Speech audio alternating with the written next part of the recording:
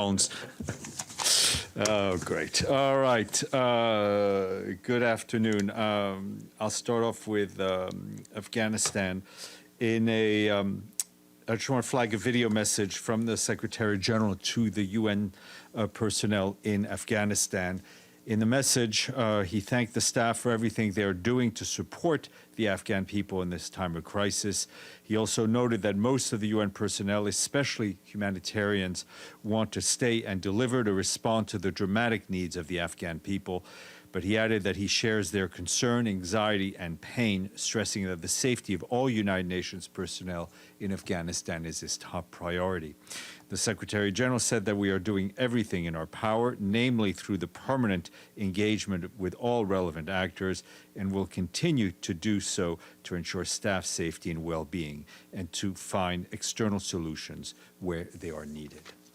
Also today, the World Health Organization says it has been distributing life-saving supplies to health facilities and its partners in Kabul, Kandahar, and Kunduz.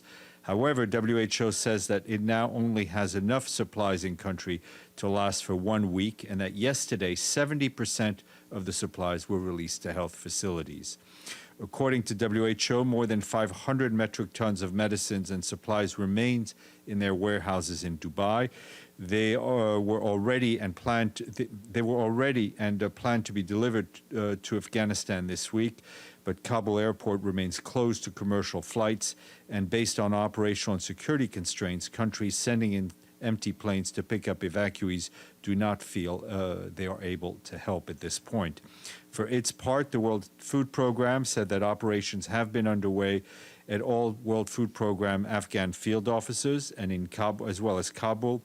However, WFP also warned that it is due to run out of some food stocks, such as wheat flour, as early as October, and it requires immediate upfront funds to support the millions of people depending on them to deliver food. The UN Development Program, for its part, also continues to deliver assistance to people in Afghanistan. UNDP has distributed corn, tomato, cucumber, squash, okra, and 40 kilograms of fertilizers to 600 farmers in rural Nangarhar for the next cropping season so that they can continue selling in local markets. And you will have noticed this morning in a special session on Afghanistan, the High Commissioner for Human Rights, Michelle Bachelet, said that in recent weeks, her office had received harrowing, incredible reports of the impact on civilians of violations of human rights and of international humanitarian law by parties to the conflict. Ms. Bachelet said that in particular her office had received credible reports of serious violations taking place in many areas under the effective control of the Taliban. She noted that many people now fear for reprisals by the Taliban against those working with the government or the international community, people who have worked to advance human rights and justice, and those whose lifestyle and opinions are simply perceived to be opposed by the Taliban ideology. She underscored that the international human rights law is immutable and that the enjoyment of human rights is not subject to change in control of territory or de facto authority. Her full remarks were shared with you. Quick update from Haiti, where Ramesh Rajasingham, the Deputy Emergency Relief Coordinator, continues to visit the country today to see the impact of the earthquake and the international humanitarian response to the most impacted parts of the country. As we speak, he's meeting with local authorities and affected people in the community of Manish, located north of Lekai in the Sud Department. About 2,600 houses there were destroyed or severely damaged.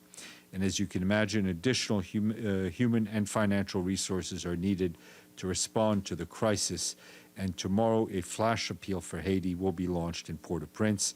On Thursday, Mr. Rajasingham and Bruno Lemarquis, the humanitarian coordinator for Haiti, will be our guests here. They will be speaking to you remotely from Haiti as the flash appeal is launched.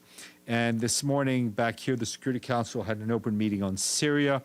Briefing council members virtually, the Special Envoy Gerd Pedersen said that regrettably there's been an escalation in fighting in many parts of Syria, including in Dara Governorate. He stressed the need to work towards a nationwide ceasefire, pointing to the intensification in Russian mediation efforts in recent days. He also noted that the issue facing Syrians are far from solely being in the hands of the Syrians, stressing that a constructive international diplomacy is plainly needed. Mr. Pedersen also said last month's adoption of Security Council Resolution 2585 was important.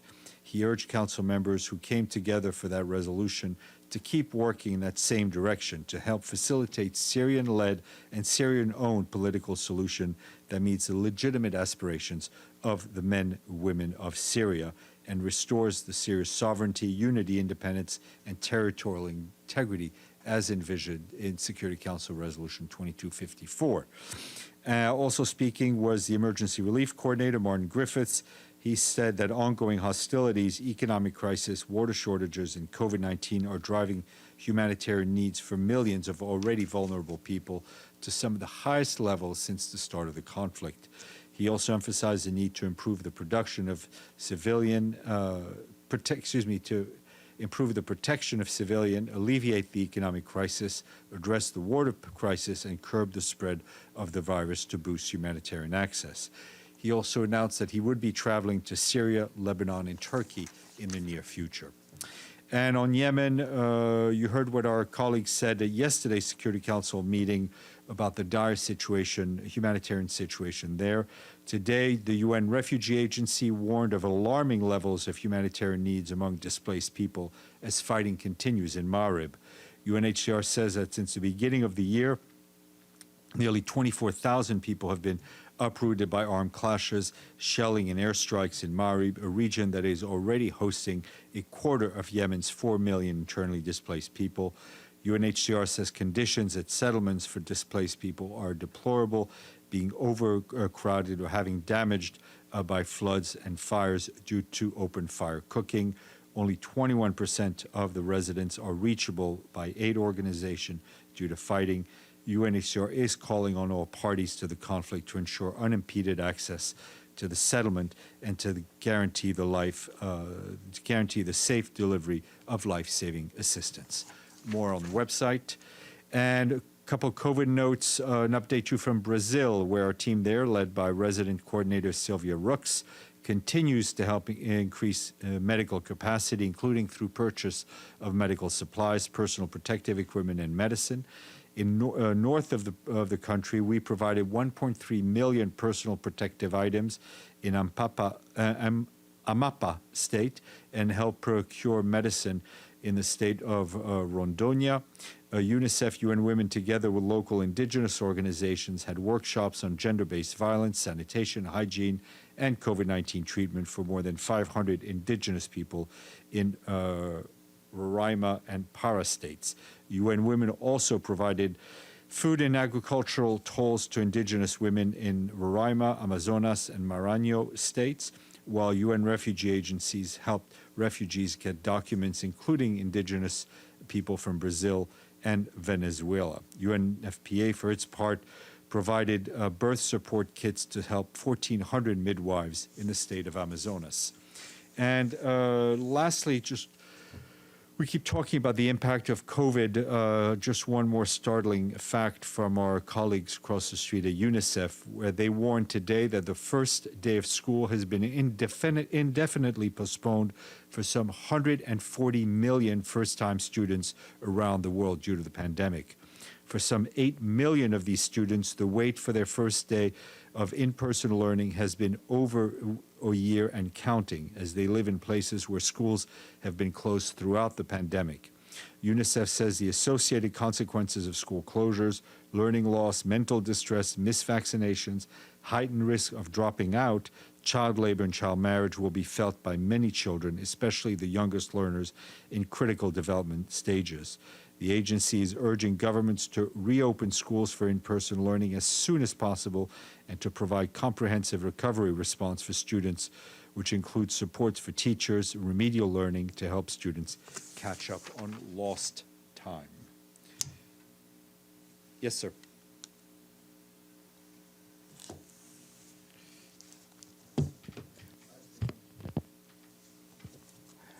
Here is a breaking news coming from North Africa. Algeria cut ties with Morocco.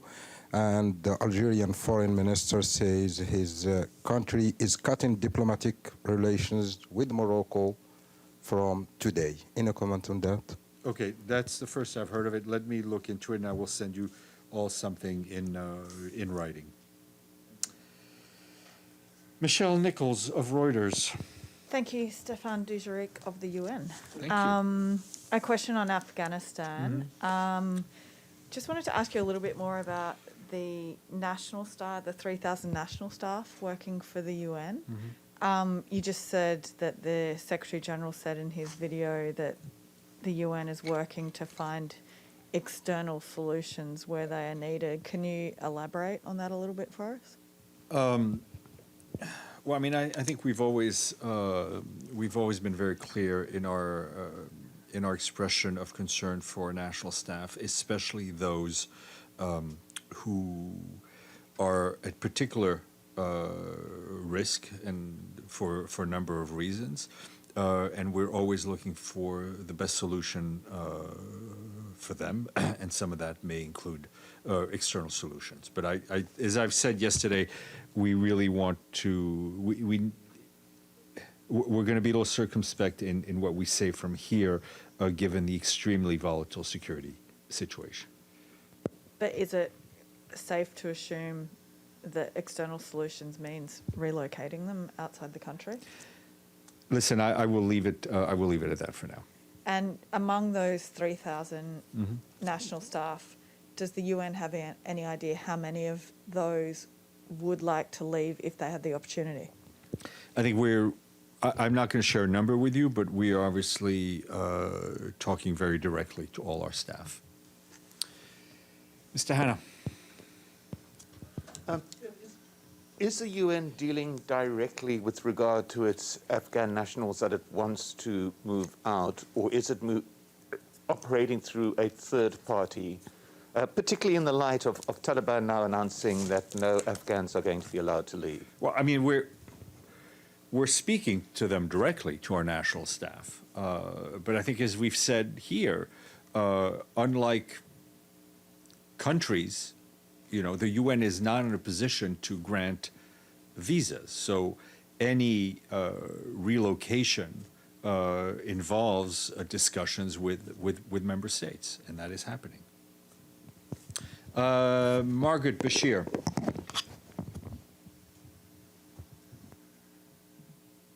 Maggie?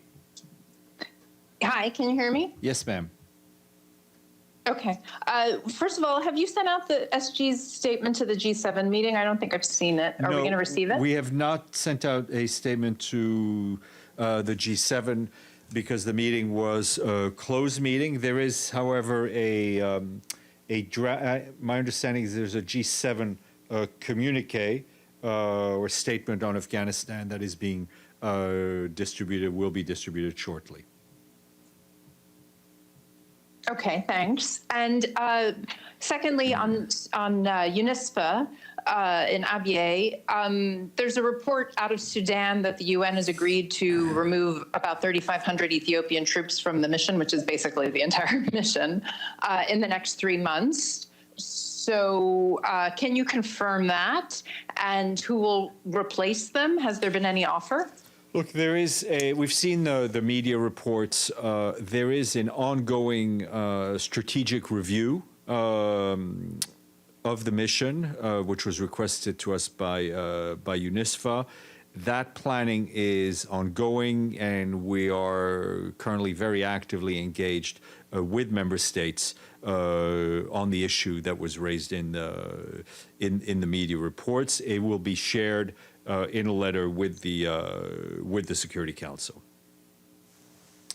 So is it correct then, sorry, can I just follow up? Yep. Is it correct that Mr. Lacroix and Atul Khare and there was someone else in the meeting, are those details correct from the UN participation in this meeting? Oh, and it was Parfait Ananga was the third. Yeah, I mean, in terms of participants, I do think that was correct. Abdel Hamid, and then we'll come back to the room. Hi, everyone. Yes, thank you, Stéphane. I just want to ask if you are aware of killing a Palestinian child of 16-year-old in the refugee camp of Balata. His name is Imad al-Hashash, and he was shot in the head by Israeli occupation forces. Are you aware of that? We're very we're very much monitoring closely the events that have been taking place in the West Bank, and I think the violence and the casualties we've seen are very concerning and very alarming. There is a UN report that talks about Palestinian children, 11 of them killed since the clashes in Gaza in the last May. 67 in Gaza. And is this report observed by the special envoy, Mr. So I didn't hear the start of your what is this report? It's a UN report about children killed in since May. The number is 78, 67 in Gaza, 11 in the West Bank. Look, let me. I haven't seen the report. What I can tell you is that we have often and repeatedly expressed our position that children must never be targeted and never be put in harm's way. Michelle. Thanks, Steph. Another question on Afghanistan. You just mentioned the difficulties the UN is having getting aid in. We've talked about the airport and control of the airport and what's going to happen after the US leave. The Secretary General told us last week that the UN didn't have the capability to run the airport at the moment. How have those discussions with the Taliban progressed over the past few days? Is there a role for the UN? Is the US and the Taliban pushing the UN to take more of a role? I'm not aware of any change in that position. What is essential is that we have a working and safe airport to bring aid in, to bring people in if we need to bring more people in, to relocate people if we need to relocate. And the airport needs to be at a certain level of standards for airlines, charters, or whatever to come in, for insurance companies to feel safe to have their planes come in. So we cannot underscore enough the critical need to have a functioning airport in Kabul to serve the humanitarian situation, among others. So when the Secretary General said that the UN didn't have the capability to do that, to run the airport, does he mean at the moment? Like, can you send in people to do that? Look, at this point, the situation hasn't changed, especially given the security situation. Yes, sir. Hi. Given that the American Food and Drug Administration yesterday gave a full approval to the Pfizer and BioNTech vaccine, some U.S. entities are making it mandatory for their employees to be vaccinated. For example, the city of New York with the teachers. I think you saw that. Is that on the table for UN staff as well? Well, as you may recall, because I've no doubt during your 3 weeks off, you're watching the briefing every day, no matter what beach you were on, that we are, there will be, before the high-level summit, there is a deadline for a certain category of UN staff to be vaccinated. Yes, Grigori.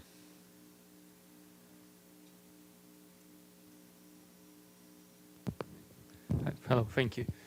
Mr. Dujarric, there are reports from in Panjshir from the supporters of commander of Massoud that there is a exacerbating of humanitarian situation. There are refugees.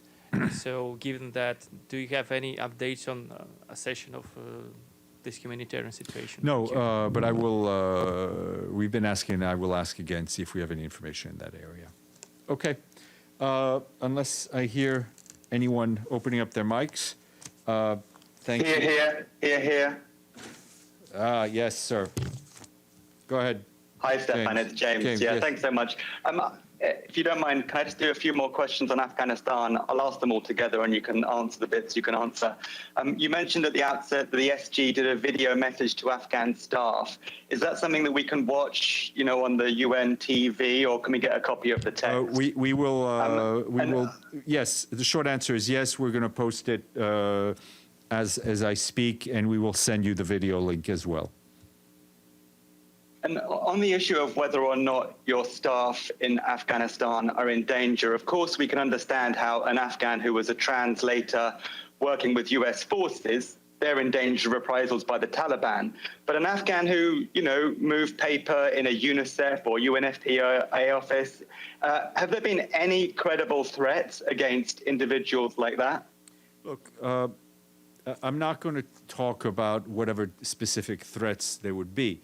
I would just ask you to stop and think about the depth and breadth of the UN's work over the last 20 years, to just choose a time frame in Afghanistan, in terms of looking at a production of illicit drugs, human rights violations, sanctions, and all the regular and very public reporting the UN has done on a lot of very sensitive issues.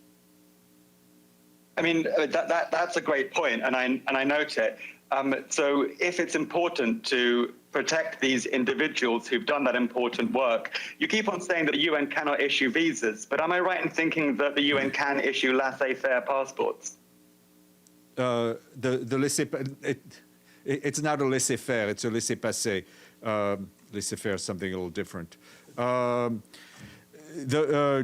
Not to go into diplomatic intricacies, but a laissez-passer does not bypass a need for a visa. I have a laissez-passer, and I still need a visa when I travel to most places around the world. Understood, and thank you. And yes, your French is better than mine, for sure. Yeah, but you're the native English speaker, James.